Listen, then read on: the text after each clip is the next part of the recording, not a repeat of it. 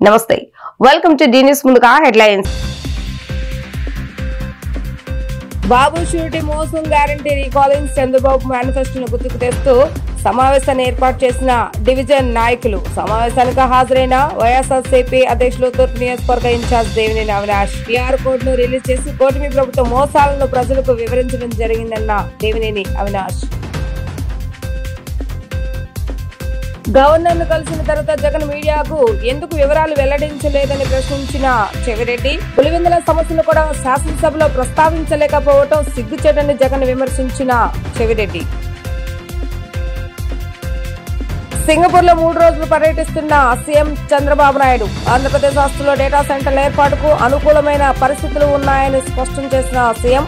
కంపెనీల ప్రతినిధులతో round table conference నిర్వహిస్తున్న సీఎం. తూర్పు నియోజకవర్గానికి సంబంధించి మొగల్లాపురం క్లస్టర్ 7వ డివిజన్, ఆటోనగర్ క్లస్టర్ 9వ డివిజన్, పడమట క్లస్టర్ 14వ డివిజన్, గుండెల క్లస్టర్ 19వ డివిజన్ల స్థాయిలో బాబు షూరిటీ మోసం గ్యారంటీ రీకాలింగ్ చంద్రబాబు మేనిఫెస్టోను గుర్తుకు తెస్తూ విస్తృత స్థాయి సమావేశాన్ని స్థానిక డివిజన్ నాయకులు ఏర్పాటు చేశారు. ఈ సమావేశానికి ఎన్టీఆర్ జిల్లా వైసీపీ అధ్యక్షులు తూర్పు నియోజకవర్గ ఇన్ఛార్జ్ దేవినేని అవినాష్ పాల్గొని దివంగత మహానేత డాక్టర్ వైఎస్ రాజశేఖర రెడ్డికి పూలమాల వేసి ఘననివాళులు అర్పించి QR కోడ్ రిలీజ్ చేసి కూటమి ప్రభుత్వం చేసినటువంటి మోసాలను ప్రజలకు వివరించడం జరిగింది. ఈ సందర్భంగా దేవినేని అవినాష్ మాట్లాడుతూ డివిజన్ లో అందరూ కలిసికట్టుగా పార్టీ బలోపేతానికి పనిచేయాలని సూచించారు. బాబు షూరిటీ మోసం గ్యారంటీ రీకాలింగ్ చంద్రబాబు మేనిఫెస్టో కార్యక్రమాన్ని డివిజన్ ప్రజలకు విస్తృతంగా తీసుకువెళ్లాలని అన్నారు.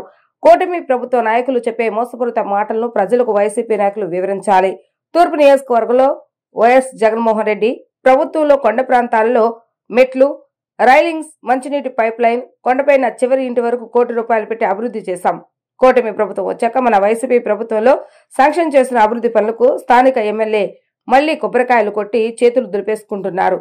పడమట్లో చేపల మార్కెట్ గాని, పడమటి లంక మెయిన్ రోడ్ కానీ, అండర్ పాస్, సిసి రోడ్ల డ్రైన్స్, పేపర్ బాక్స్ ₹1 కోట్లు వెచ్చించి అభివృద్ధి చేస్తామని అన్నారు. టీడీపీ ఎమ్మెల్యే 3 సార్లు గెలిచినా సంక్షేమం అభివృద్ధి చేయలేదని ఇప్పటికీ ప్రజలు చెప్తూనే ఉంటారు. మన వైసీపీ ప్రభుత్వంలో కేవలం 5 ఏళ్లలో ₹650 కోట్ల పెట్టి నియోజకవర్గాన్ని అభివృద్ధి చేస్తామన్నారు. చంద్రబాబు నాయుడు మళ్లీ కూటమి నాయకులు ఇచ్చిన అబద్ధపు హామీలు ప్రజలకు అన్ని 100% అమలు అయ్యే వరకు జగన్మోహన్ రెడ్డి నాయకత్వంలో పోరాడుతూనే ఉంటామని అన్నారు. ఈ కార్యక్రమంలో రాష్ట్ర సీనియర్ నాయకులు కడియాల బుచ్చిబాబు, ఆయా డివిజన్ కార్పొరేటర్లు, డివిజన్ ప్రెసిడెంట్లు, రాష్ట్ర కమిటీ మరియు జిల్లా కమిటీ, జిల్లా అనుబంధ విభాగాల అధ్యక్షులు, ముఖ్య నాయకులు, కార్యకర్తలు పాల్గొన్నారు.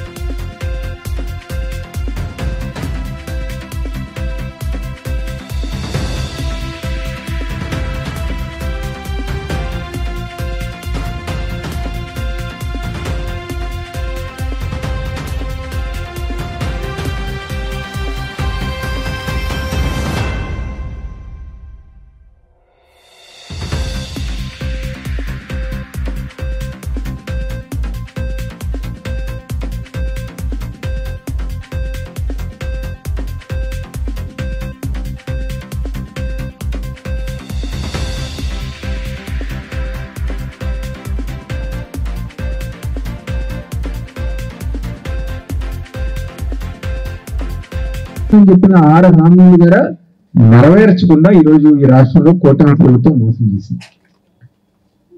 ఇంకో పక్క జగన్మోహన్ రెడ్డి గారు 5 సంవత్సరాలు అధికారంలో ఉన్నప్పుడు ఏదైతే ఆ రోజు నేను చెప్పారు నవరత్నాలు అని చెప్పండి, నెలకి 10 రోజులు ఫలానా కార్యక్రమం అమలు చేస్తామని చెప్పని నవరత్నాలు అమలు చేసిన ఏకైక ముఖ్యమంత్రి దేశంలో ఉన్నారంటే జగన్మోహన్ రెడ్డి. ఆ రోజు ఈ రోజు ఎటువంటి కష్టాలు, కానీ ఆ రోజు మనకి 2 సంవత్సరాలు కరోనా వచ్చింది. అయినా ఈ రోజు జగన్మోహన్ రెడ్డి గారి పథకాలు ఆపల. ఈ రోజు అంత సవ్యంగా ఉండి అంత బాగుంది కదా, పథకాలు అమలు చేయాలంటే ఆంధ్ర నమ్మాలని చెప్పిన విధంగా ఈ రోజు మంత్రులు మాట్లాడుతున్నారు. ఈరోజు జగన్మోహన్ రెడ్డి గారు ఓడిపోయినప్పుడు నేనేం ఆలోచించానంటే, అరే వైఎస్ఆర్ కాంగ్రెస్ పార్టీ నాయకులుగా కార్యకర్తలుగా మేమందరం నష్టపోయామని చెప్పి ఆలోచించాం. కానీ సంవత్సరం అయిపోయిన తర్వాత నష్టపోయింది మేము కాదు, ఈరోజు ప్రజానికం నష్టపోయింది. వచ్చే పథకాలు ఆగిపోయింది. పిల్లల చదువుల విషయంలో కానివ్వండి, మహిళలు ఇదివరకు చేయూత, కాపు నేస్తం, చేరోడు, వాహన్ మిత్ర, ఎన్ని పథకాలు మహిళలకి. ఆసరా రూపంలో మీరు ఏదైతే రుణాలు ఉన్నాయో ఎన్ని గారు మాఫీ చేసే విధంగా, ఇళ్ల స్థలాలు ఇచ్చి ఇన్ని కార్యక్రమాలు ఆ రోజు జగన్మోహన్ రెడ్డి గారు చేస్తే, జగన్మోహన్ రెడ్డి గారి కంటే ఎక్కువ పథకాలు మేము అమలు చేస్తామని చెప్పి అది రోజు ఓట్లు వేయించుకుని అధికారంలోకి వచ్చారు. అదేవిధంగా సంక్షేమమే కాదు, కేవలం అభివృద్ధి కార్యక్రమాలు. ఇదే డివిజన్ లో దాదాపుగా 10 నుంచి 12 కోట్ల రూపాయలతో మేము అభివృద్ధి కార్యక్రమాలు చేశాం. ఈ సంవత్సరం కాలంలో ఒక్క కొబ్బరికైనా మన ప్రాంతంలో కొట్టారా? ఒక రోడ్డుకో, ఒక పైప్ లైన్ కో, ఒక డ్రైనేజ్ కో, దేనికైనా ఒక్క కొబ్బరికైనా కొట్టారు?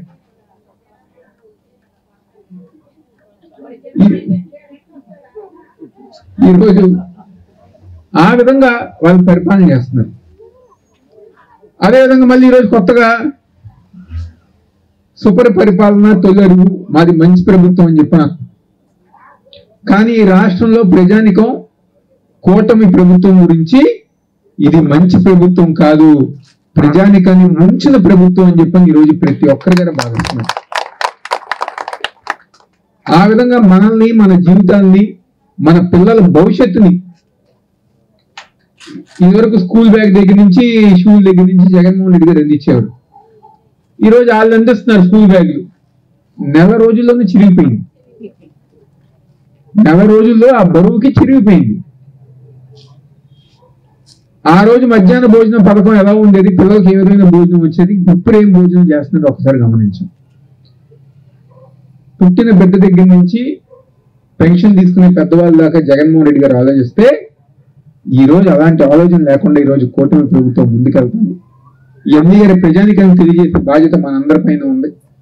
ఈ విధంగా మోసం చేశారు ఎన్ని గారు ప్రజానికం వివరిద్దాం. ఈ రాష్ట్రానికి జగన్మోహన్ రెడ్డి గారు ఒక గొప్పతనం, జగన్మోహన్ రెడ్డి గారు ఎంత ముఖ్యం మనందరం గారు కలిసికట్టుగా వివరిద్దాం. ఈరోజు ప్రతి ఒక్కరు గారు ఒకటే కోరుకుంటున్నారు, ఎప్పుడు ఎన్నికలు వస్తాయా, ఎప్పుడు మళ్ళీ జగన్మోహన్ రెడ్డి గారు ముఖ్యమంత్రి చేసుకున్నామా అని చెప్పి ప్రతి ఒక్కరు కోరుకుంటున్నారు. దానికి అనుగుణంగా మనందరం గారు కలిసికట్టుగా ముందుకెళ్దాం గారు సందర్భంగా చెప్తూ ఈ కార్యక్రమం ఇంత ఘనంగా నిర్వహించిన ఏలూరు డివిజన్ కమిటీ వారికి ధన్యవాదాలు తెలుపుకుంటూ సెలవు తీసుకుంటా. జై హింద్, జై జగన్.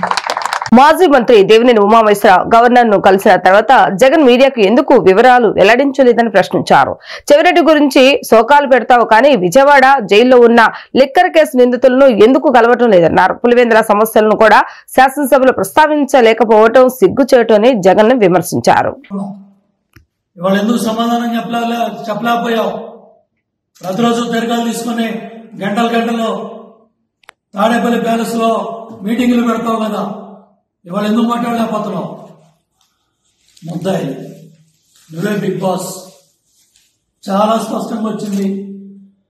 నీ సెక్రటరీలు, నీ పిఆర్ఓ, నీ పార్టీకి సంబంధించిన మాజీ శాసనసభ్యుడు, అధికారులు, మీ కార్యకర్తలు, నాయకులు విజయవాడ సబ్ జైల్లో ఉన్నారు. చాలా స్పష్టంగా 3750 కోట్లు విరాట్ నువ్వే. ఎంత దూరం విజయవాడ సబ్ జైల్? ఎందుకు ధనన్ను పలకరించలేకపోతున్నావు? ధనన్న అనేవాడు కదా.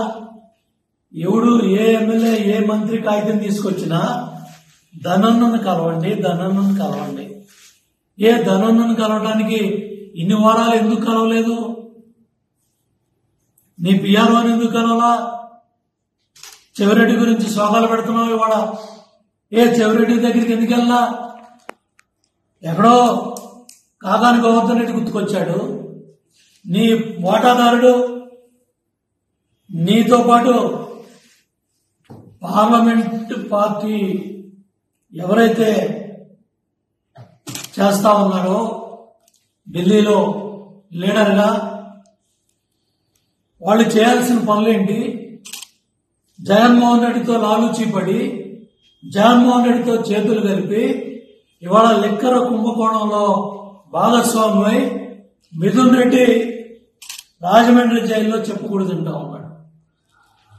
నిన్ను నమ్ముకున్న ఐఏఎస్ ధనంజయ రెడ్డి దుర్మార్గుడు మోసం చేశాడు.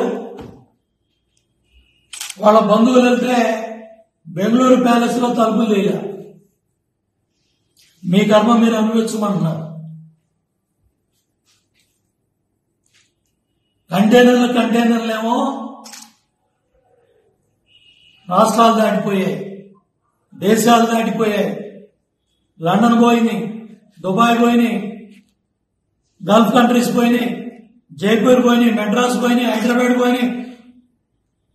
తాడేపల్లి ప్యాలెస్ నుంచి ఇడుపులపాయ దాకా వెళ్ళినాయి. పొద్దుటూరు బంగారం బులియన్ మార్కెట్లో మాట్లాడుతూ ఉన్నారు.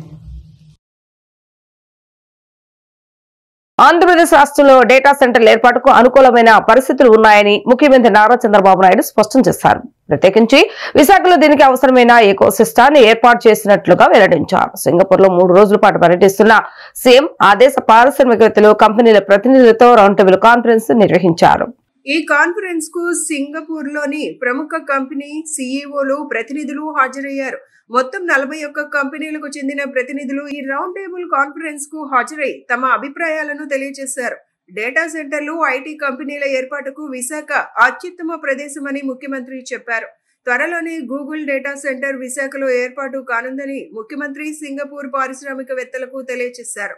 అలాగే టీసీఎస్, కాగ్నిజెంట్ సహా వివిధ ఐటీ దిగ్గజ సంస్థలు విశాఖలో తమ సంస్థలను ఏర్పాటు చేస్తున్నాయని వివరించారు. 2026 జనవరి నాటికి ప్రారంభమయ్యే క్వాంటమ్ వ్యాలీ ఏకో సిస్టంలో సింగపూర్ కంపెనీలు పెట్టుబడులు పెట్టేందుకు అవకాశం ఉందని సీఎం చంద్రబాబు తెలియజేశారు. ప్రస్తుతం రాష్ట్రంలో పరిశ్రమలు, పెట్టుబడులకు అనుకూలంగా 20కి పైగా పాలసీలను అమలు చేస్తున్నామని సీఎం వెల్లడించారు. పారిశ్రామిక అనుకూల విధానాలతో పాటు పెట్టుబడులకు ఉన్న అవకాశాలను రౌండ్ టేబుల్ వేదికగా ముఖ్యమంత్రి సింగపూర్ పారిశ్రామికవేత్తలు, వివిధ సంస్థల ప్రతినిధులకు వివరించారు.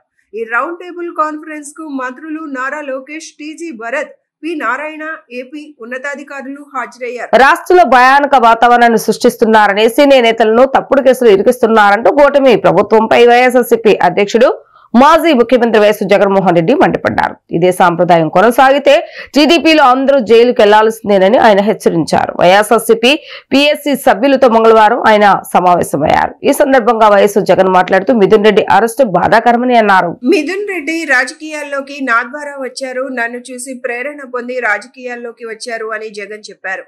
వారి తండ్రులతో కన్నా వీరితోనే నాకు ఎక్కువ సాన్నిహిత్యం. నన్ను చూసి వాళ్ళు రాజకీయాల్లోకి వచ్చారు. రాష్ట్రంలోని అంశాలకు మిథున్కు ఏం సంబంధం? మిథున్ తండ్రి పెద్దిరెడ్డి కేవలం వేధించాలన్న ఉద్దేశంతో తప్పుడు కేసులు పెట్టారని చెప్పారు.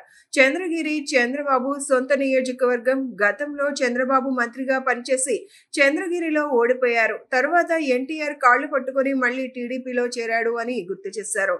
తర్వాత చంద్రగిరి నుంచి కుప్పం పారిపోయాడు. కుప్పం బీసీల నియోజకవర్గం కాబట్టి అక్కడికి వెళ్లిపోయాడని అన్నారు. చంద్రబాబు కంట్లో భాస్కర్ రెడ్డి కంట్లో నలుసులా మారాడని చెప్పారు.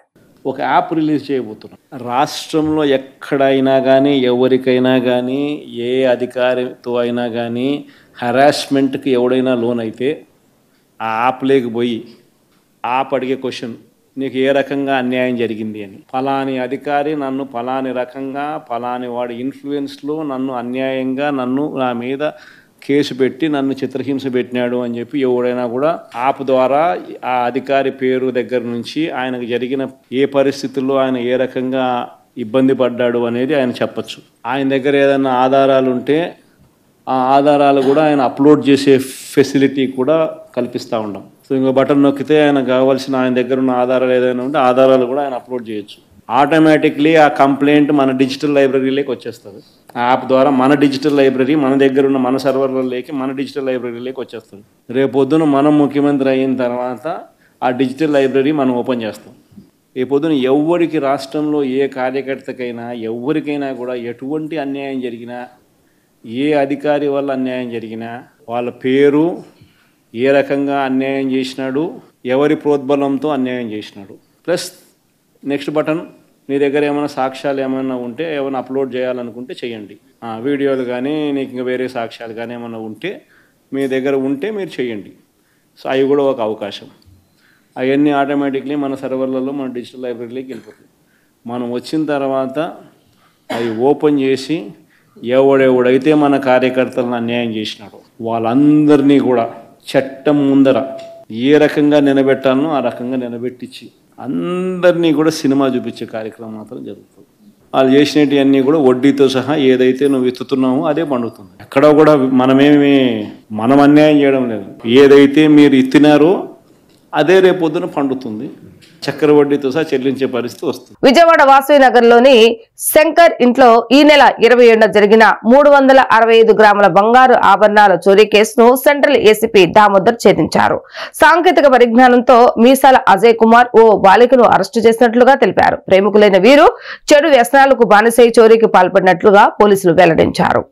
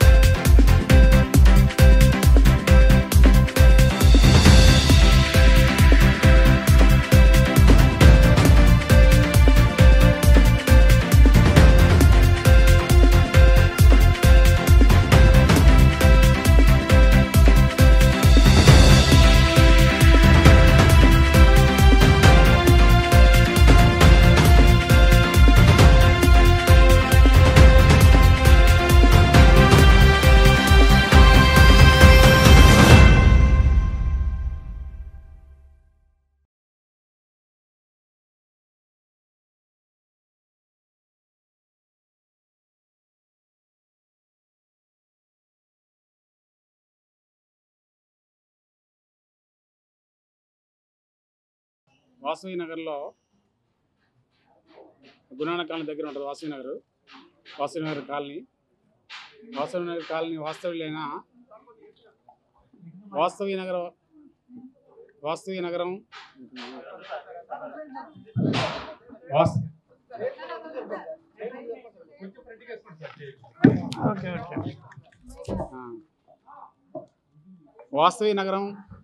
నగర కాలనీ వాస్తవులైన చిరుమావిళ్ళ గిరిజా శంకర్ వరప్రసాద్ అతనికి వన్ టౌన్లో గ్యాస్ కంపెనీ ఉంది, ఓన్ హౌస్.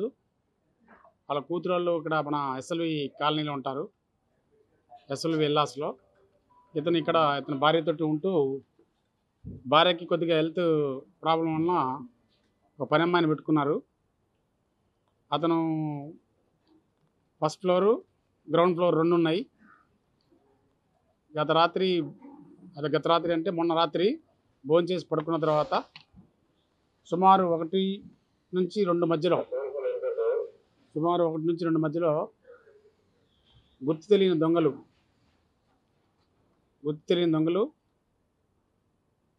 ఇంటికి వచ్చి ఇంటి ముందున్న మెయిన్ డోర్ పక్కన ఆ ఈస్ట్ సైడ్ ఉన్న కిటికీ సువ్వలు ఎరగొట్టి ఆ సువ్వల నుంచి లోపలికి దూరి తలుపు తీసుకొని లోపలికి వెళ్ళి ఆ ఇంట్లో ఉన్న ఆ బెడ్రూమ్లో వాళ్ళు పడుకున్నారు, భార్యాభర్త ప్లస్ ఈ పని అమ్మాయి కూడా ఒక బెడ్రూమ్లో పడుకున్నారు. ఇంకో బెడ్రూమ్ ఖాళీగా ఉంది. ఆ బెడ్రూమ్లో ఖాళీగా ఉన్న బెడ్రూమ్లో బీరువా ఉంది. ఆ బీరువాలో ఉన్న ఆ బీరువాను పగలగొట్టేసి ఆ బీరువాలో లాకర్ కీ ఓపెన్ చేసే ఉంది.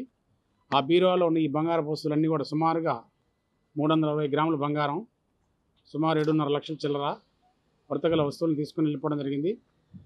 దాని మీద మనకి మా యొక్క పడమట పోలీసు క్రైమ్ స్టాఫ్ సిపి గారి యొక్క ఉత్తర్వుల మేరకు madam DCP madam Saritha madam యొక్క పర్యవేక్షణలో మేము మా సిఐ మా పడమట పోలీసులు అంతా కలిసి దాన్ని రాత్రిపూట జరిగిన నేరాన్ని నిన్న మార్నింగ్ మనకి తెలియజేయడం జరిగింది.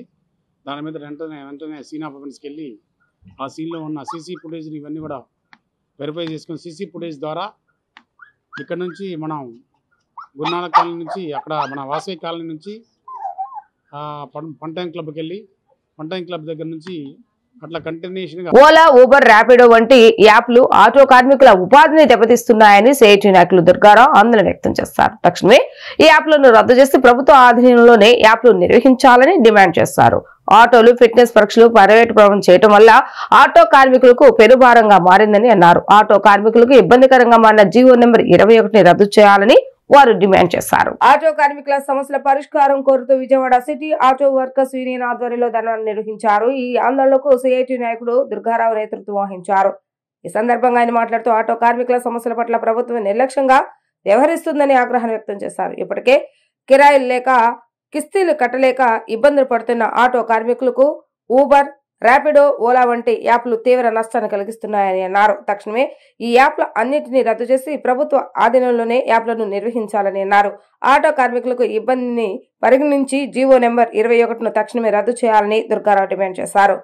పరీక్షలను ప్రైవేట్ పరం చేయటం వల్ల బ్రేక్ కు వెళ్లిన ప్రతిసారి 25 నుంచి 30 వేల రూపాయలు వరకు కార్మికులు ఖర్చు చేయవలసి వస్తుందని ఆయన ఆవేదన వ్యక్తం చేశారు. ప్రభుత్వ ఆధీనంలోనే ఫిట్నెస్ పరీక్షలు నిర్వహించాలని ఆయన విజ్ఞప్తి చేశారు.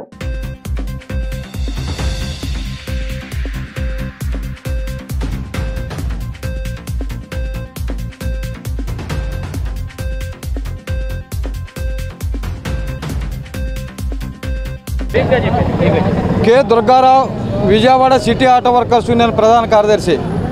కేంద్రంలో బీజేపీ ప్రభుత్వం, రాష్ట్రంలో తెలుగుదేశం కూటమి ప్రభుత్వ విధానాల కారణంగా ఇవాళ ఆటో ముఠా కార్మికుల కుటుంబాలు రోడ్ల పాలు అవుతున్నాయి. ఓలా, ఊబర్, ర్యాపిడో కమిషన్లు తక్కువగా ఉండటంతో ఇవాళ ఆటో కార్మికులు గతంలో 1000 రూపాయలు తోలేవాళ్ళు ఈరోజు 100-200 రూపాయలు తోలటం కూడా కష్టంగా మారింది. దాంతోపాటు ఇవాళ ప్రభుత్వమే బీజేపీ కూటమి ప్రభుత్వం ఉచితంగా యాప్లు పెడతానని చెప్పన్నారు. అందుకే ఉచితంగా యాప్లను వెంబటనే ఏర్పాటు చేసి ఈ ప్రైవేటు ఓలా, ఊబర్, ర్యాపిడ్ని రద్దు చేయాలని చెప్పని కోరుతున్నాం. దాంతోపాటు గతంలో బ్రేకులు చేసే పద్ధతి ఫిట్నెస్ ప్రభుత్వ ఆధీనంలో ఉండేది. ఇవాళ ప్రైవేట్ పరం చేయడంతో ఇవాళ నెలల తరబడి లంచాల కోసం, కమిషన్ల కోసం నెలల తరబడి తిప్పడం వల్ల ఇవాళ ఆటో కార్మికులు బ్రేకుల చుట్టూ తిరగాల్సిన పరిస్థితి వస్తుంది.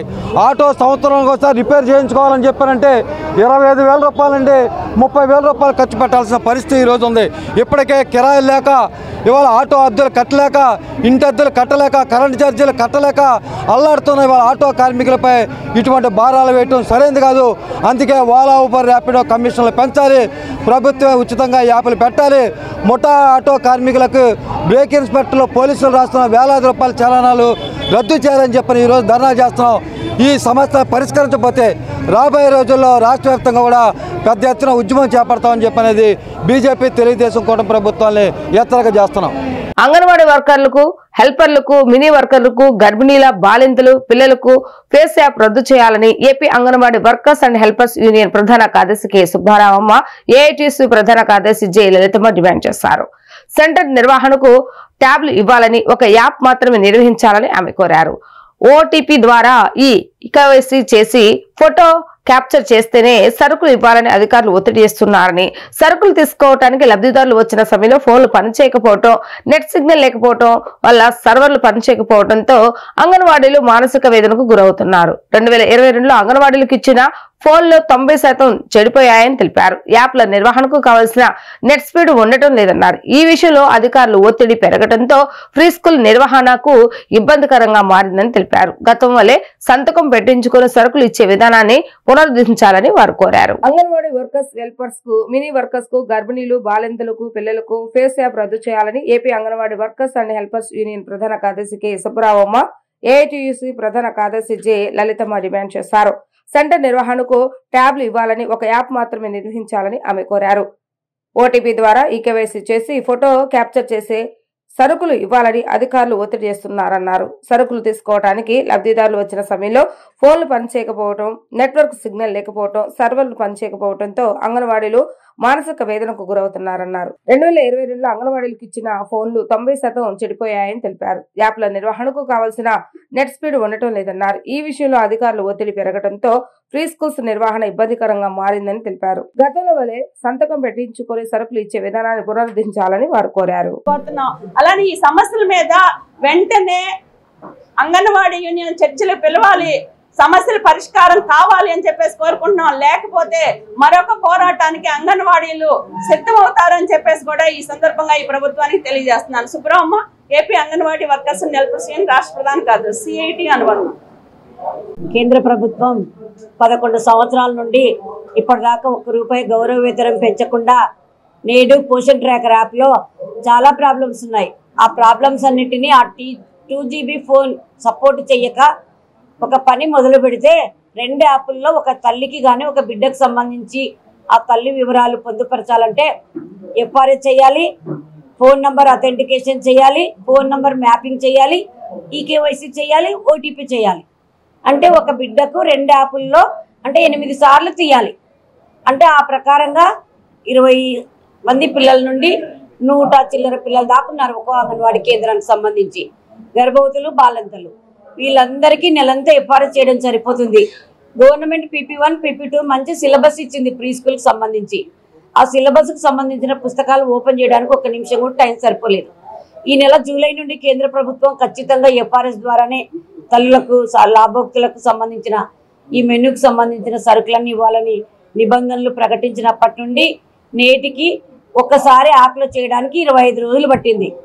1 నెల 2 సార్లు చేయాలి మొబైల్లో తల్లికి సంబంధించిన వివరాలని. ఒకసారి చేయడానికి 25 రోజులు పట్టింది. ఇంక 4 రోజుల్లో ఇంకోసారి సెకండ్ ఫేజ్ ఎఫ్ఆర్ఏ చేయడానికి సాధ్యం కాని పని. ప్రధానమంత్రి మాతృవందన యోజన పథకం గర్భవతులకు, బాలంతులకు 1వ కాన్పుకు, 2వ కాన్పుకు వచ్చే డబ్బుల పనిని కూడా అంగన్వాడీ టీచర్లే చేయాలని పెట్టింది. ఇది ఎంత మాత్రం సమంజసమని అడుగుతున్నాం. హెల్త్ డిపార్ట్మెంట్కి సంబంధించిన ఏఎన్ఎంలు, సెకండ్ ఏఎన్ఎంలు ఆశాలు ఉన్నారు. ఈ మాతృవందన యోజన పథకం ఇంతకుముందు వాళ్ళే చేస్తున్నారు. వాళ్ళు సక్రమంగా చేయడం లేదని అంగన్వాడీ టీచర్లు చేయాలని నిబంధనలు ప్రకటించింది. అది ఏమాత్రం చేయలేం. మా పని మాకు చేయడానికి చాలా ఇబ్బందులు అవుతున్నాయి. అందుకోసం మాతృవందన యోజన పని చేయలేం. 2023 స్ట్రైక్ ప్రారంభించినప్పటి నుండి తెలుగుదేశం నాయకులు, కూటమి గవర్నమెంట్కి సంబంధించిన నాయకులంతా కూడా ఇంట్ల దగ్గరకు వచ్చి మా గవర్నమెంట్ వచ్చిన వెంటనే మీ సమస్యలు తక్షణమే పరిష్కరిస్తాము, వేతనాలు పెంచుతాము, ఈ సమస్యలన్నీ పరిష్కరిస్తామని హామీ ఇచ్చినారు. మరి గవర్నమెంట్ రూలింగ్ వచ్చిన రోజు నుండి ఈ రోజు దాకా అనేక పర్యాయములు ప్రతి నెల 3 సంఘాల నేతలను వెళ్ళి రిప్రజెంటేషన్ ఇస్తూనే ఉన్నాం. మా మినిట్స్ కాపీలో పొందుపరిచిన అంశాలన్నింటినీ తక్షణమే క్లియర్ చేయాలని వాయిదా వేస్తున్నారు. మరి 20,000 రూపాయలు ఇస్తామన్న పోయిన గవర్నమెంట్ చనిపోయి విధుల్లో చనిపోయిన వారికి దహన సంస్కారం కోసం అంటే మరి 15,000 చేసినారు. అది మేం చేసినామని చెప్తున్నారు. ఆల్రెడీ అది మినిట్స్ కాపీలో ఉన్నటువంటి న్యాయసమ్మతమైన డిమాండ్. మరి మినీ సెంటర్లకు సంబంధించి ఆ రోజు ఒప్పుకున్నారు ఖచ్చితంగా చేస్తామని. మళ్ళీ నేటి వరకు కూడా రిస్ట్రిక్షన్స్ 10th పాస్ అయి ఉండాలి, ఖచ్చితంగా ఇంతమంది పిల్లలు ఉండాలి, ఇంతమంది తల్లులు ఉండాలని. మరి కేంద్ర ప్రభుత్వం ఆ జీవోకి సంబంధించి దేశంలో ఉన్న మినీ సెంటర్లన్నింటినీ మెయిన్ సెంటర్లకు గుర్తించాలని కేంద్ర ప్రభుత్వం ఒక సర్క్యులర్ జీవో ఇచ్చింది. అది ఇస్తే కూడా అది కుదరదు, ఇక్కడ పిల్లలు తక్కువ ఉన్నారు, తల్లులు తక్కువ ఉన్నారు, దానికి రూల్స్ రెగ్యులేషన్స్ అని చెప్తున్నారు. మరి గ్రాడ్యుయేటీ ఇచ్చినప్పటికి కూడా మరి గ్రాడ్యుయేటీ 1972 యాక్ట్లో 25 సంవత్సరాల తర్వాత ఎప్పుడైనా స్వచ్ఛందంగా రాజీనామా చేసి వెళ్ళిపోతే ఆ గ్రాడ్యుయేటీలో జీవోలో ఏముందో నిబంధన రాష్ట్రంలో అధికారంలో ఉన్న కూటమి ప్రభుత్వం లబ్ధిదారులకు కొత్త రేషన్ కార్డులను అందజేయడం ఏర్పాట్లు చేస్తున్నామని రాష్ట్ర పౌర సరఫరాల శాఖ మంత్రి నాదెళ్ల మనోహర్ స్పష్టం చేశారు. 1,21,00,000 మందికి కొత్త డిజిటల్ కార్డులు అందజేయబోతున్నామని చెప్పారు. పాత రేషన్ కార్డుల ప్లేస్ లో డిజిటల్ రేషన్ కార్డులు అందజేస్తున్నామని, త్వరలోనే లబ్ధిదారులందరికీ కొత్త రేషన్ కార్డులు అందజేసేందుకు చర్యలు తీసుకోవడం జరుగుతుందని చెప్పారు. అమరావతి సచివాలయంలో ఏర్పాటు చేసిన విలేకరుల సమావేశంలో నాదెండ్ల మనోహర్ మాట్లాడుతూ కొత్త రేషన్ కార్డులపై రాజకీయ నాయకులు ఫోటోలు దిగిపోమని తెలిపారు. కొత్త రేషన్ కార్డులపై QR కోడ్ కూడా ఉంటుందని చెప్పారు. 1,21,00,000 మందికి కొత్తగా డిజిటల్ కార్డులు అందజేయబోతున్నామని చెప్పారు. పాత రేషన్ కార్డుల ప్లేస్ లో డిజిటల్ రేషన్ కార్డులు అందిస్తున్నామని, త్వరలో లబ్ధిదారులందరికీ కొత్త రేషన్ కార్డులు అందించేందుకు చర్యలు తీసుకోవడం జరుగుతుందని చెప్పారు. అమరావతి సచివాలయంలో ఏర్పాటు చేసిన విలేకరుల సమావేశంలో నాదెండ్ల మనోహర్ మాట్లాడుతూ కొత్త రేషన్ కార్డులపై రాజకీయ నాయకులు ఫోటోలు ఉండబోవని తెలిపారు. కొత్త రేషన్ కార్డుపై QR కోడ్ ఉంటుందని చెప్పారు. కేంద్ర ప్రభుత్వం 60% రైస్ కార్డులకి సహాయం అందిస్తుంటే రాష్ట్ర ప్రభుత్వం 40% పౌరులకి ఈ శాఖ ద్వారా మేము అందించగలుగుతున్నాం. ఎప్పుడైతే కొత్త రైస్ కార్డ్స్లో మార్పులు చేర్పులు, చిరునామాలో చేర్పులు వీటికి అవకాశం కల్పించామో పెద్ద ఎత్తున రాష్ట్ర వ్యాప్తంగా మాకు అప్లికేషన్స్ వచ్చినాయి.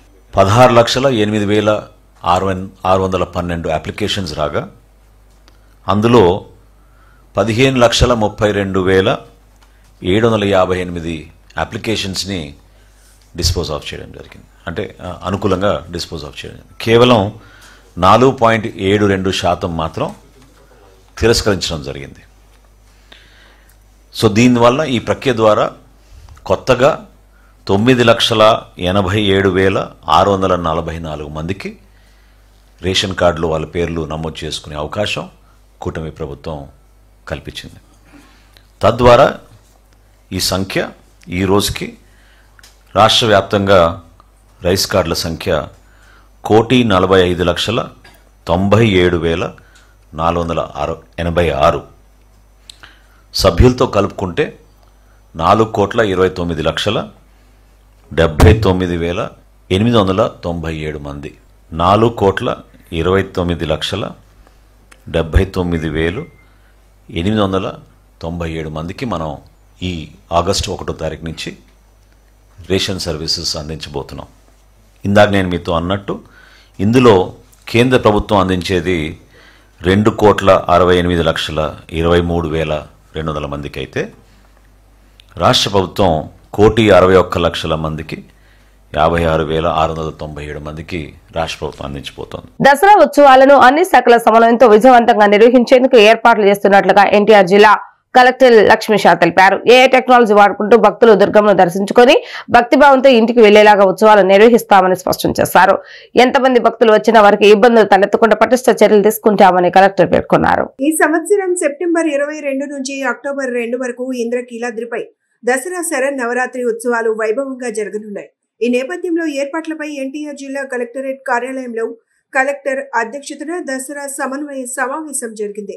ఈ సమావేశంలో ఎన్టీఆర్ జిల్లా collector Lakshmisha, police commissioner Rajasekhar Babu, joint collector Ilakkiya, Kanakadurgamma వారి దేవస్థానం ఈవో సీనా నాయక్ సహా వివిధ శాఖల అధికారులు పాల్గొన్నారు. ఈ సందర్భంగా ఉత్సవాల ఏర్పాట్లు విజయవంతంపై ఉన్నత స్థాయి అధికారులు దిశానిర్దేశం చేశారు. అనంతరం ఏర్పాటు చేసిన విలేకరుల సమావేశంలో కలెక్టర్ లక్ష్మీషా మాట్లాడుతూ దసరా ఉత్సవాలను అన్ని శాఖల సమన్వయంతో విజయవంతంగా నిర్వహించేందుకు ఏర్పాట్లు చేస్తున్నట్లు తెలిపారు. 11 రోజుల పాటు లక్షలాది భక్తులు అమ్మవారి దర్శనానికి వచ్చే అవకాశం ఉందని చెప్పారు. అన్ని ఏర్పాట్లను సీసీ కెమెరాల ద్వారా ఎప్పటికప్పుడు మానిటరింగ్ చేస్తామని చెప్పారు. సిపి రాజశేఖర్ బాబు మాట్లాడుతూ ఉత్సవాల సందర్భంగా పటిష్ట బందోబస్తు ఏర్పాటు చేస్తున్నామని తెలిపారు.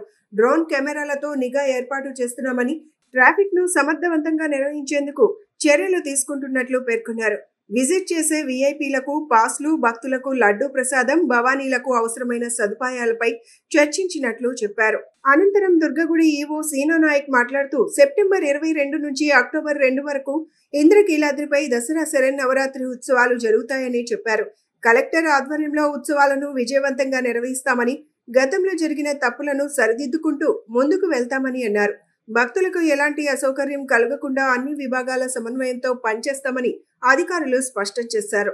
లాస్ట్ ఇయర్ అయితే ఈ కార్యక్రమాన్ని దసరాని ఇంత సక్సెస్ఫుల్గా చేయడం జరిగిందో సో ఈసారి అంతకన్నా మంచిగా అట్లాగే సాంకేతికతతో ఈ టెక్నాలజీ వాడుకుంటూ టెక్నాలజీ వాడుకుంటూ వచ్చే భక్తాదులకి ఎక్కడ కూడా అసౌకర్యం కలగకుండా వచ్చేవాళ్ళు ఒక మంచి భక్తిభావంతో ఒక మంచి అనుభూతితో ఇంటికి తిరిగి వెళ్ళేలాగా చేసే ఏర్పాట్ల గురించి ఈరోజు డిస్కస్ చేసుకోవడం జరిగింది. సో దీంట్లో ముఖ్యంగా సర్వేలెన్స్ అలాగే supervision coordination basic facilities arrangements అట్లాగే వచ్చే భక్తులకి అక్కడ దర్శనము అలాగే ప్రసాదం సో దీని గురించి ముఖ్యంగా కావాల్సిన జాగ్రత్తలు అలాగే అక్కడ కావాల్సిన టెక్నాలజీ ఇంటర్వెన్షన్ దీని గురించి చర్చించాము. ఇప్పుడు మనము చూసుకుంటే ఇప్పుడు నంబర్ ఆఫ్ భక్తులు ప్రతి సంవత్సరం పెరుగుతూ ఉన్నారు. అది టెక్నాలజీ వల్ల కావచ్చు లేదా అవేర్నెస్ వల్ల కావచ్చు లేదా విజయవాడకి ఎన్టీఆర్ జిల్లాకి అలాగే అమరావతికి వస్తున్న ప్రాముఖ్యత వల్ల కావచ్చు భక్తుల రద్దీ బాగా పెరుగుతూ ఉంది. మనం అనుకోలేనంత రోజు లక్షలాది మంది వచ్చేస్తున్నారు. సో ఈసారి మనం దసరా చూసుకుంటే మూల నక్షత్రం రోజున ఎక్కువ మంది వస్తారని అనుకుంటున్నాం కానీ మిగతా రోజున కూడా వీకెండ్లో కూడా ఎక్కువ మంది వచ్చే అవకాశం ఉంది. ఈసారి ఉత్సవాలను చాలా ఘనంగా జరపాలనే ఉద్దేశంతో ఈరోజు అన్ని డిపార్ట్మెంట్స్ ఇక్కడ సమన్వయం చేసుకుంటూ ముందుకు పోతున్నాము.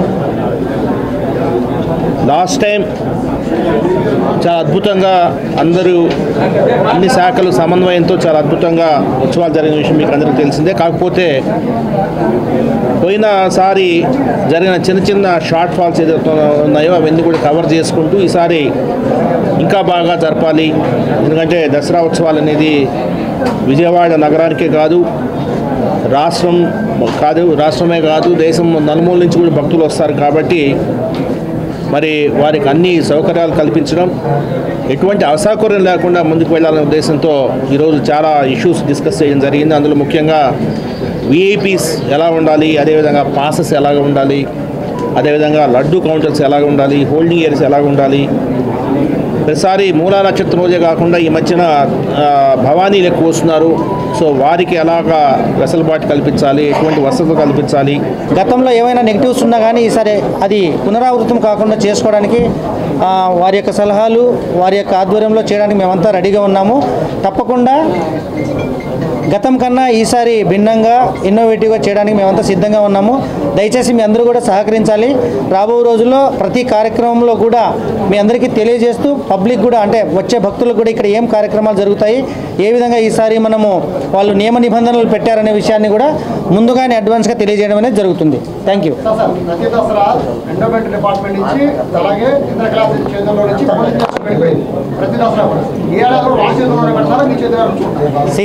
ఎవరి చేతిలో వెళ్ళదు. ఇది ఎటు తిరిగినా మా గౌరవ జిల్లా కలెక్టర్ గారి ఆధ్వర్యంలో వారి నాయకత్వంలోనే జరుగుతుంది. భూముల కేటాయింపులో ప్రభుత్వం అనుసరిస్తున్న విధానాన్ని ప్రజలు ముందుంచాలని వైసీపీ సెంట్రల్ సమన్వయకర్త మల్లాది విష్ణు అన్నారు. తక్షణమే గవర్నర్పేట ఆర్టీసీ డిపో స్థలాలు లూలు మాలకు అప్పగిస్తూ ఇచ్చిన జీవోను రద్దు చేయాలని డిమాండ్ చేశారు. ప్రభుత్వం తన విధానాన్ని మార్చుకోకపోతే రాబోయే రోజుల్లో పెద్ద ఎత్తున ఉద్యమాలు జరుగుతాయని హెచ్చరించారు. కారు చౌకగా ఆర్టీసీ స్థలాలను లూలు మాల్ కు కేటాయిస్తూ రాష్ట్ర ప్రభుత్వం ఇచ్చిన జీవోను వెంటనే రద్దు చేయాలని డిమాండ్ చేస్తూ విజయవాడ ధర్నా చౌక్ లో వైఎస్ఆర్సీపీ ఆధ్వర్యంలో సెంట్రల్ నియోజకవర్గ వైసీపీ సమన్వయకర్త మల్లాది విష్ణు నేతృత్వంలో నిరసన ధర్నా జరిగింది. ఈ సందర్భంగా మల్లాది విష్ణు మాట్లాడుతూ ప్రభుత్వం ఒక విధమైన ప్రణాళిక లేకుండా ఎలాంటి పారదర్శకత లేకుండా కారు చౌకగా భూములను కేటాయిస్తోందని ఆరోపించారు. ప్రభుత్వం తీసుకుంటున్న నిర్ణయాలన్నీ కొందరికి మేలు చేసే విధంగా ఉన్నాయని ఆరోపించారు. గవర్నర్పేటలో ఆర్టీసీకి చెందిన 4 ఎకరాల 15 సెంట్ల భూమిని లూలు మాల్ కు అప్పగించేందుకు ప్రభుత్వం జీవో జారీ చేయడాన్ని ఆయన తీవ్రంగా తప్పుపట్టారు. సంపద సృష్టి అంటే ఇదేనా అని ప్రశ్నించిన మల్లాది గతంలో టీడీపీ పాలనలో అమరావతిలో ఇన్సైడ్ ట్రేడింగ్ జరిగిందని ఇప్పుడు అదే తరహాలో భూములు కాజేస్తున్నారని ఆరోపించారు. నిబంధనలు తుంగలో తొక్కుతూ భూములు కేటాయించడం సరికాదన్నారు. రాష్ట్ర ప్రభుత్వం ఏ క్యాబినెట్ మీటింగ్ జరిగినా ఏ ఇండస్ట్రియల్ ప్రమోషన్ బోర్డు సమావేశం జరిగినా ఆయాచితంగా అన్యాయంగా మార్కెట్ విలువకి కనీసం దరిదాపుల్లో లేకుండా భూముల్ని వారికి కావలసినటువంటి మంత్రులకి వారికి కావాల్సినటువంటి ఎమ్మెల్యేలకి వారికి కావాల్సినటువంటి పార్లమెంటు సభ్యులకి ఇప్పటి ముప్పడిగా వాళ్ళకు కావలసినటువంటి కంపెనీలకి భూ కేటాయింపులు అనేది ఇష్టానుసారం చేస్తూ ఉంది. ఒక పద్ధతి లేదు, పాడు లేదు. దాదాపుగా ఆంధ్రప్రదేశ్లో ఈ సంవత్సర కాలంలో 8 లక్షల రమారమి 8 లక్షల ఎకరాల భూమిని రాయలసీమలో కానీ, పల్నాడులో కానీ, ఉత్తరాంధ్రలో కానీ, విశాఖపట్నంలో కానీ, విజయవాడ చుట్టుపక్కల ఈ జిల్లాల్లో కానీ ప్రతి జిల్లాలోనూ కూడా భూ కేటాయింపులు కారు చౌకగా. పేదవాడిని పట్టించుకోకుండా ఎవరైతే బడాబాబులు ఉన్నారో ఆ బడాబాబులు పెంచి పోషిస్తున్నటువంటి రాష్ట్ర ప్రభుత్వాన్ని మేము తీవ్రంగా ఖండిస్తా ఉన్నాం. ఎందుకంటే లాలు సంస్థకి 3,000 కోట్ల రూపాయల ఆస్తిని అప్పనంగా అంటగట్టడాన్ని మరి విజయవాడలో ఆర్టీసీ స్థలాలు అయితేనవచ్చు, అలాగే వైజాగ్లో ఉన్నటువంటి ఏదైతే పార్కుకి సంబంధించినటువంటి స్థలాలు కూడా ఇవాళ కేటాయించడం అనేటువంటిది నిజంగా సిగ్గుచేటు. ఎందుకంటే మీరు వస్తే ఎప్పుడు కూడా ప్రజలకు మంచి చేస్తాననేటువంటిది ఎక్కడా కూడా కనిపించట్లా. 2014 to 19 కూడా అలా చేశారు. మళ్ళీ ఈ రోజును కూడా అదేవిధంగా బడాబాబుల్ని పెంచి పోషించే విధంగానే మీ ప్రభుత్వం ఉందని కూడా ఈ సందర్భంగా తెలియజేస్తా ఉన్నాం. కాబట్టి ఏదైతే పేద ప్రజలకు కావాలి, ఇవాళ విజయవాడ నగరంలో ఉంది బస్టాండ్, చిన్న బస్టాండ్ అయిపోయింది, దాన్ని పెద్ద చేయండి. అంతేగాని దాని స్థలాన్ని లాక్కొని లూలు కంపెనీకి కట్టబెట్టడం అనేటువంటిది అది కూడా కారు చౌకగా. ఏదైతే విజయవాడ నగరంలో బస్టాండ్కి సంబంధించిన ల్యాండ్ని అప్పనంగా లూలు మాల్కి సమర్పించడాన్ని తీవ్రంగా ఖండిస్తూ మల్లాది విష్ణు గారి నాయకత్వంలో ఈరోజు ధర్నా చౌక్లో ధర్నా చేయడం జరిగింది. ఈ కూటమి ప్రభుత్వం అధికారంలోకి వచ్చిన సంవత్సర కాలంలో ప్రజలకు ఏవైతే ఇచ్చిన హామీలను నెరవేర్చకపోగా వీళ్ళు వాళ్ళకి సంబంధించినటువంటి వాళ్ళందరికీ కూడా భూముల్ని అప్పలంగా రూపాయికి, పావలాకి, 10 రూపాయలకి కేటాయిస్తూ వాళ్ళందరినీ కూడా ఏదైతే కూటమికి అనుకూలంగా ఉన్న వాళ్ళందరికీ కూడా ఈరోజు గవర్నమెంట్లో ఉన్నటువంటి ఒక మంత్రికి కూడా కొన్ని వందల ఎకరాలని అప్పలంగా కారు చౌకగా కట్టబెడుతుంది. ప్రజలకు ఇచ్చినటువంటి హామీలందరినీ పక్కన పెట్టి ఒక పక్కన ఖజానాలో డబ్బులు లేవు అంటూనే ఖజానాకి గవర్నమెంట్కి ఆదాయం వచ్చే భూములన్నింటినీ కూడా ప్రైవేట్ సంస్థలకి అప్పలంగా దారాదత్తం చేసినటువంటి ఈ తీవ్రతని మేము ఖండిస్తున్నాము. అదేవిధంగా ఏదైతే ఇప్పుడు విశాఖపట్నంలో కానివ్వండి, విజయవాడలో కానీ లూలు సంస్థకి ఇచ్చినటువంటి భూముల్ని వెంటనే వాళ్ళు రద్దు చేసుకొని వెనక్కి తీసుకోకపోతే ఈ ఉద్యమాన్ని తీవ్రతరంగా చేసి రాష్ట్ర ప్రజానీకాన్ని అందరికీ తెలియజేసే విధంగా మేము చేస్తామని చెప్పి తెలియజేస్తాం. బీసీలకు రక్షణ చట్టాన్ని అమలు చేయాలని డిమాండ్ చేస్తూ జాతీయ బీసీ చైతన్య సమితి ఆధ్వర్యంలో విజయవాడ ధర్నా చౌక్ లో ధర్నా కార్యక్రమాన్ని నిర్వహించారు. ఈ సందర్భంగా జాతీయ బీసీ చైతన్య సమితి వ్యవస్థాపక అధ్యక్షులు రమణ మాట్లాడుతూ ఓటు బ్యాంక్ కోసం మాత్రం బీసీలను రాజకీయ పార్టీలు వాడుకుంటున్నాయని ఆరోపించారు. కూటమి అధికారంలోకి వస్తే బీసీ రక్షణ చట్టం తీసుకొస్తామని చెప్పారని, ఇప్పుడు అధికారంలో ఉన్నప్పటికీ ఆ విషయాన్ని విస్మరించారు అని అన్నారు. బీసీ రక్షణ చట్టాన్ని అమలు చేయకపోతే పెద్ద ఎత్తున ఉద్యమం చేయాల్సి వస్తుందని హెచ్చరించారు. ఆ చట్టాన్ని అమలు చేయడానికి ప్రత్యేకంగా ఆర్థిక బడ్జెట్ అవసరం లేదని చెప్పారు. బీసీలపై విపరీతమైన దాడులు జరుగుతున్నాయని, అయినా ప్రభుత్వం పట్టించుకోవడం లేదని చెప్పారు. రాబోయే రోజుల్లో ఈ ఉద్యమాన్ని మరింత ఉధృతం చేస్తామని అన్నారు. ఈరోజు విజయవాడ ధర్నా చౌక్లో బీసీ రక్షణ చట్టం కోసం ధర్నా కార్యక్రమానికి పిలుపునివ్వడం జరిగింది. నా పేరు బీసీ రమణ, జాతీయ బీసీ చైతన్య సమితి వ్యవస్థాపక అధ్యక్షులు. ఈ ధర్నా కార్యక్రమం యొక్క ముఖ్య ఉద్దేశం, స్వతంత్ర భారతదేశంలో ఇంతవరకు బీసీలకు రక్షణగా ఎటువంటి యాక్ట్ కానీ, ఎటువంటి చట్టం కానీ, ఎటువంటి విధానం కానీ లేదు అనేది అందరికీ తెలిసిన సత్యమే. అయితే పాలకులారా, మీకు బీసీల ఓట్లు కావాలి, మీకు బీసీల యొక్క అండదండలు కావాలి, కానీ మీరు అధికారంలో చేపట్టిన తర్వాత బీసీలకు ఏదైనా ఒక కార్యక్రమం కానీ, వాళ్ళకు ఒక కొన్ని విషయాలలో మేము ఉన్నామనేటువంటి భరోసా ఇచ్చే పార్టీలు కానీ, నాయకులు కానీ ఈ రాష్ట్రంలో కానీ, ఈ దేశంలో కానీ లేరు అనేది వాస్తవం. మీరు 2024లో కూటమి ప్రభుత్వం అధికారంలోకి వస్తే బీసీల యొక్క సామాజిక రక్షణ కోసం రక్షణ చట్టాన్ని ఏర్పాటు చేస్తామని చెప్పింది మీరే కదా. ఇప్పుడు ప్రభుత్వంలో ఏలుతున్నది మీరే కదా. మరి మీరు చెప్పిన హామీ, బీసీ రక్షణ చట్టం హామీ ఏమైనా మర్చిపోయారా అని మరొకసారి రాష్ట్ర వ్యాప్తంగా బీసీల అందరం కూడా మీకు గుర్తు చేస్తున్నామని తెలియజేస్తున్నాము. గుర్తు చేయడమే కాదు, మీరు ఈ రక్షణ చట్టాన్ని కానీ అమలు చేయకపోతే రాష్ట్ర వ్యాప్తంగా ఉద్యమ కార్యాచరణ చేపట్టి మా హక్కులను మేము నెరవేర్చుకుంటామని కూడా ఈ సందర్భంగా తెలియజేస్తున్నాము. బీసీ రక్షణ చట్టం ఏర్పాటు చేయాలంటే కోట్ల బడ్జెట్ అవసరం లేదు. మీకు ఉండేటువంటి పోలీస్ వ్యవస్థ, మీకు ఉండేటువంటి ఇంటెలిజెన్స్ వ్యవస్థ, మీకు ఉండేటువంటి అధికార యంత్రాంగంతో ఆ చట్టానికి ఒక రక్షణ కల్పించవచ్చు. అది పెద్ద అంశమేం కాదు, ఆర్థిక నిధులతో కూడుకున్న అంశం కూడా కాదు. అయినా మీరు దాన్ని దాటవేస్తున్నారంటే బీసీల పైన మీకు ఎటువంటి ప్రేమ లేదని మేము స్పష్టంగా తెలియజేస్తున్నాం. పశ్చిమ నియోజకవర్గం భవానీపురం రామరాజ్యనగర్ ప్రాంతంలో నివాసం ఉంటున్న 42 కుటుంబాలకు జనసేన మరియు కూటమి ప్రభుత్వం అండగా ఉంటుందని జనసేన సీనియర్ నాయకులు అజయ్ వర్మ హామీ ఇచ్చారు. జనసేన పార్టీ సహకారంతో రాష్ట్ర ప్రధాన కార్యదర్శి శివశంకర్ సుప్రీంకోర్టుకు వెళ్లి 42 ఫ్లాట్లు ఖాళీ చేయకుండా ఎస్ఎల్పీ నెంబర్ తీసుకురావడం జరిగిందని చెప్పారు. విజయవాడ పశ్చిమ నియోజకవర్గం గత 30 సంవత్సరాల నుండి భవానీపురం, జోజీనగర్, రామరాజ్యనగర్ ప్రాంతంలో 42 కుటుంబాలు నివాసం ఉంటున్నాయి. 42 కుటుంబాలు నెల రోజుల పాటు గాంధీ మార్గంలో శాంతియుతంగా చేసిన పోరాటం చేస్తున్నారు. ఈ నేపథ్యంలో జనసేన పార్టీ సహకారంతో రాష్ట్ర ప్రధాన కార్యదర్శి శివశంకర్ సుప్రీంకోర్టుకు వెళ్లి 42 ఫ్లాట్లు ఖాళీ చేయకుండా ఎస్ఎల్పీ నెంబర్ తీసుకురావడం జరిగిందని పశ్చిమ నియోజకవర్గం జనసేన సీనియర్ నాయకులు అజయ్ వర్మ తెలిపారు. గత ప్రభుత్వంలో మంత్రులు అండదండలు చూసుకొని 42 కుటుంబాలకు అన్యాయం జరిగిందన్నారు. 25 ఏళ్ల క్రితం అబ్దుల్ మజీద్ అనే వ్యక్తి వద్ద న్యాయబద్ధంగా రిజిస్ట్రేషన్ చేసుకుని నగరపాలక సంస్థ వద్ద నుండి అన్ని అనుమతులు తీసుకొని ఇల్లు నిర్మించుకున్నారని తెలిపారు. ప్రస్తుతం ఇల్లు ఖాళీ చేసే పని లేకుండా సుప్రీంకోర్టు నుండి ఎస్ఎల్పీ నెంబర్ రావడం జరిగిందని వెల్లడించారు.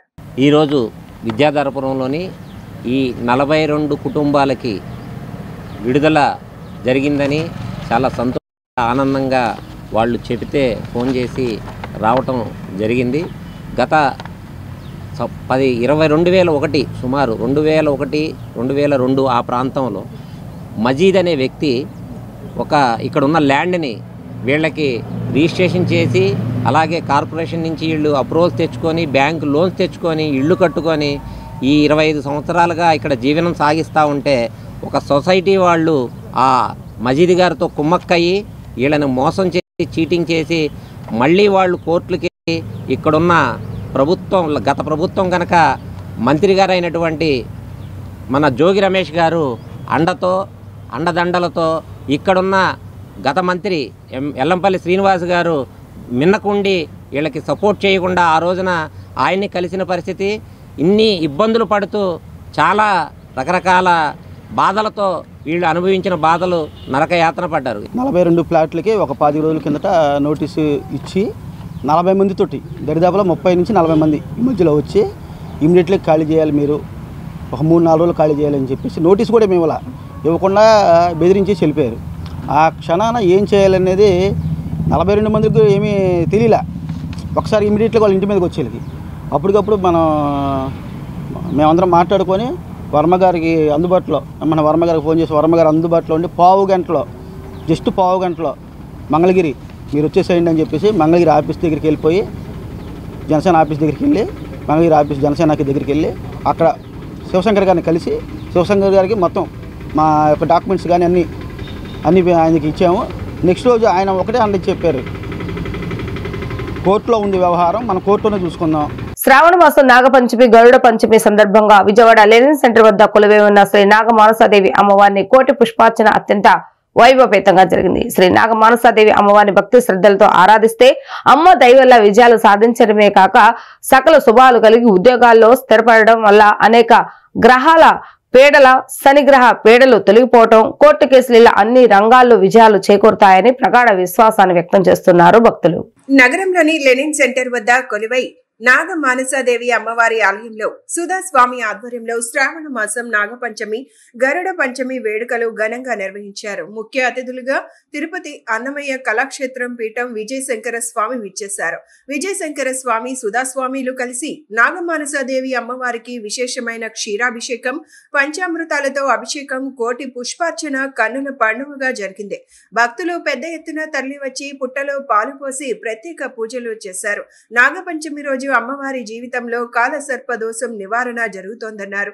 నాగమానసాదేవి భక్తి శ్రద్ధలతో పూజలు చేస్తే అమ్మవారి ఆశీస్సులతో నాగమానసాదేవి అమ్మవారిని భక్తి శ్రద్ధలతో ఆరాధిస్తే అమ్మ దయవల్ల విజయాలు సాధించడమే సకల శుభాలు కలిగి ఉద్యోగాల్లో స్థిరపడడం, అనేక రకాల గృహ పీడలు శనిగ్రహ పీడలు తొలగిపోవడం, కోర్టు కేసులు ఇలా అన్ని రంగాలలో విజయాలు చేకూరుతాయని ప్రగాఢ విశ్వాసాన్ని వ్యక్తం చేశారు. అనంతరం తిరుపతి అన్నమయ్య కళాక్షేత్ర పీఠాధిపతి విజయశంకర స్వామి మాట్లాడుతూ సుధాస్వామి వారి ఆహ్వానం మేరకు నాగమానసాదేవి దర్శించుకోవడం ఆనందంగా ఉందన్నారు. వందలాది భక్తులు తరలివచ్చి క్షీరాభిషేకం, పుష్పాభిషేకంలో పాల్గొనడం ఆనందంగా ఉందన్నారు. దేశ ప్రజలందరికీ ఆ భగవంతుడు ఆశీస్సులు ఉండాలని కోరుకుంటున్నట్లు తెలిపారు. ఈ కార్యక్రమంలో సుధాస్వామి దంపతులు, కనకమేడల భరత్ భూషణం, శివ పార్వతి, వెన్న రామాంజనేయులు, లక్ష్మీ రమాదేవి దంపతులు, వరలక్ష్మి, అనిత, ధనలక్ష్మి తదితరులు పాల్గొన్నారు. నాగపంచమి శుభాకాంక్షలు. ఈరోజు శ్రీ నాగసాయిబాబా మందిరంలో నాగమానసాదేవి అమ్మవారికి అత్యంత వైభవంగా వేకువజాము నుంచి ఆవు పాలతోనూ విశేషమైనటువంటి పుష్పార్చన, ఆవు పాలతో అభిషేకాలు, పంచామృతాల అభిషేకాలు నిర్వహించడం జరిగింది. ఈరోజు ఎవరైతే పంచమి నాగపంచమి రోజు నాగదేవతని నాగమానసాదేవి అమ్మవారిని ఎవరైతే కొలుస్తారో వాళ్ళ జీవితంలో కాలసర్పదోషం తొలగిపోద్దని పురాణాల్లో ఉంది. దాంట్లో భాగంగా ఈరోజు ఇక్కడ వచ్చినటువంటి మహిళలందరూ కూడా అమ్మవారిని నాగసాయిబాబా వారిని పొట్టలో పాలు పోసి నాగమానసాదేవి అమ్మవారికి పాలాభిషేకం నిర్వహించారు. అలాగే ఈరోజు కోటి పుష్పార్చన అమ్మవారికి నిర్వహించడం జరిగింది. ఈ కార్యక్రమానికి ముఖ్య అతిథిగా గౌరవనీయులు శ్రీ అన్నమయ్య పీఠాధిపతులు శ్రీ విజయశంకర స్వామి గారు ఇచ్చేసి ఈ యొక్క అమ్మవారికి పూజలు అవన్నీ నిర్వహించి చేశారు. అలాగే భక్తులందరూ కూడా వారి శుభాశీస్సులు అందజేశారు. పూజ్యులు పెద్దలు శ్రీ సుధాస్వామి వారి ఆహ్వానం మేరకు ఈరోజు ఇక్కడ ఈ దేవాలయాన్ని దర్శించుకోవడం జరిగింది. ఈరోజు మొత్తం అందరికీ కూడా నాగుల పంచమి చాలా శుభదినం. అందరికీ కూడా శుభాకాంక్షలు. అందరికీ ఈరోజు అందరూ దేశవ్యాప్తంగా ఈరోజు ఎక్కడే కానీ మార్కెట్లో పాలు కూడా దొరకని పరిస్థితి ఉంది అన్ని చోట్ల కూడా.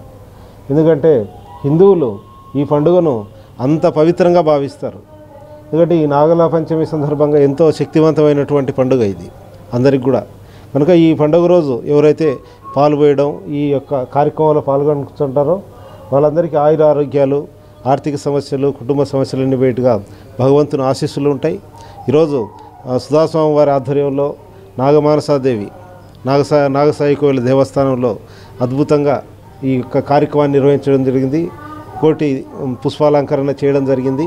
భక్తులంతా పాలు తీసుకొని వందలాది మంది ఇక్కడ పాల్గొనడం జరిగింది. ప్రభుత్వ భూములను కార్పొరేట్ సంస్థలకు కారు చౌకగా అప్పగించడాన్ని నిరసిస్తూ ఆగస్టు 3వ తేదీన దాసరిబోలో రౌండ్ టేబుల్ సమావేశం నిర్వహిస్తున్నట్లుగా సిపిఐ నగర కార్యదర్శి జి గోడేశ్వర తెలిపారు. ఈ రౌండ్ టేబుల్ సమావేశంలో అన్ని రాజకీయ పార్టీల నాయకులు, మేధావులు, ప్రజా సంఘాల నాయకులు పాల్గొనాలని వారు పిలుపునిచ్చారు. విజయవాడ హనుమాన్పేట దాసర్ భవన్ లో ఏర్పాటు చేసిన విలేకరుల సమావేశంలో సిపిఐ నగర కార్యదర్శి కోటేశ్వరరావు రాష్ట్ర ప్రభుత్వంపై తీవ్ర విమర్శలు చేశారు. కారు చౌకగా ప్రభుత్వ భూములను కార్పొరేట్ శక్తులకు అప్పగించడం సరైన విధానం కాదని ఆయన ఆగ్రహం వ్యక్తం చేశారు. గవర్నర్పేటలో ఉన్న ఆర్టీసీ డిపో స్థలాన్ని లూలు మాల్ కు అప్పగిస్తూ ప్రభుత్వం జీవో జారీ చేయడాన్ని తీవ్రంగా తప్పుపట్టారు. మొత్తం 4 ఎకరాల 15 సెంట్ల స్థలాన్ని 65 సంవత్సరాల లీజుకు ఇచ్చి తరువాత మరో 35 ఏళ్ల పాటు పొడిగించుకునేలా అవకాశం కల్పించేలా జీవో జారీ చేశారని ఆగ్రహం వ్యక్తం చేశారు. విశాఖలో కూడా 13 ఎకరాల 44 సెంట్ల భూమిని ఇదే సంస్థకు కేటాయించారని గుర్తు చేశారు. ఇప్పటికే లూలు మాల్ సంస్థ సింగపూర్, మలేషియా వంటి దేశాల్లో దివాలా తీయడం జరిగిందని, ఆన్లైన్ వ్యాపారాల వల్ల ఆ కంపెనీ ఇప్పటికే నష్టాల్లో ఉందన్న సమాచారం ఉందని పేర్కొన్నారు. ప్రభుత్వ భూములను రక్షించాలన్నదే తమ ప్రధాన లక్ష్యమని స్పష్టం చేశారు.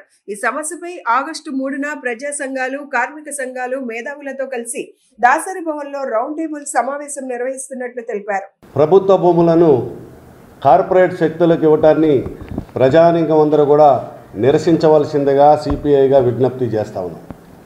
విజయవాడ నగరం నడిబొడ్డులో ఉన్నటువంటి గవర్నర్పేట ఆర్టీసీ డిపోని లూలు సంస్థకి ఇవ్వటం అనేటటువంటిది ప్రజల ఆస్తిని కార్పొరేట్ శక్తులకి ఉచిత రీతిని ఇవ్వటమే తప్ప మరొకటి కాదు.